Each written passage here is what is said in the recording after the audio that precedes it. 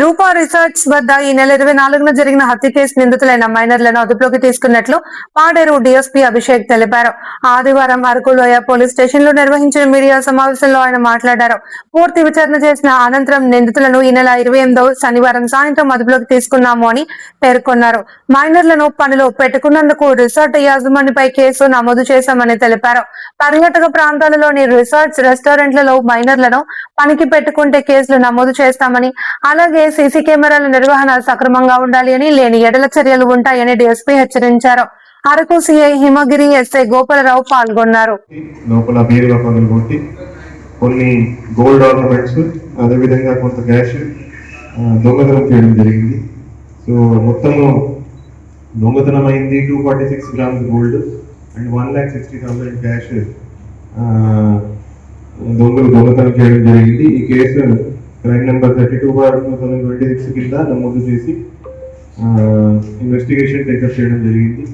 So ఈ కేసును ఒక సవాల్గా తీసుకుని దీంట్లో టెక్నికల్ ఇన్వెస్టిగేషన్ బేసిస్ మీద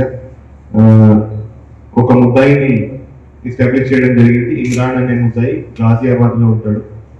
సో అతని కోసము మన ఎస్ఐ లాలాపేట్ వాళ్ళతో పాటు టీమ్ గాజియాబాద్లో ఆల్మోస్ట్ 10 to 15 days అక్కడ ఉండి వాళ్ళని ట్రేస్ చేయడం జరిగింది. సో చాలా కష్టపడి చాలా హార్డ్ వర్క్ చేసి వాళ్ళను ట్రేస్ చేయడం జరిగింది. సో అక్కడ ఇమ్రాన్ అండ్ రషీద్ ఇద్దరు ముద్దాయిలని, గాజియాబాద్కి సంబంధించిన ముద్దాయిలని అరెస్ట్ చేయడం జరిగింది.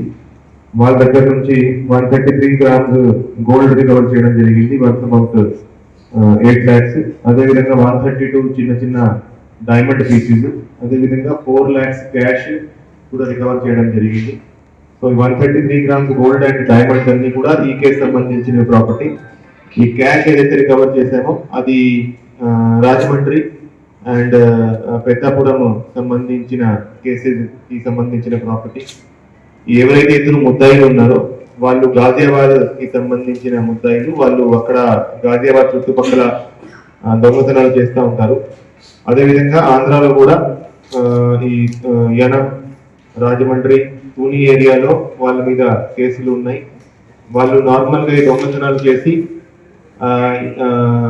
జల్సాలు చేయడము, బయట తిరగడం, గోవా, మసూరి అట్లాంటి టూరిస్ట్ ప్లేసెస్ లో తిరగడం. అదేవిధంగా వాళ్ళు దొంగతనం చేసేటప్పుడు కూడా వాళ్ళు ఫ్లైట్ లో ఇక్కడికి వచ్చి దొంగతనం చేసి మళ్ళీ ఫ్లైట్ లోనే తిరిగి వెళ్ళడం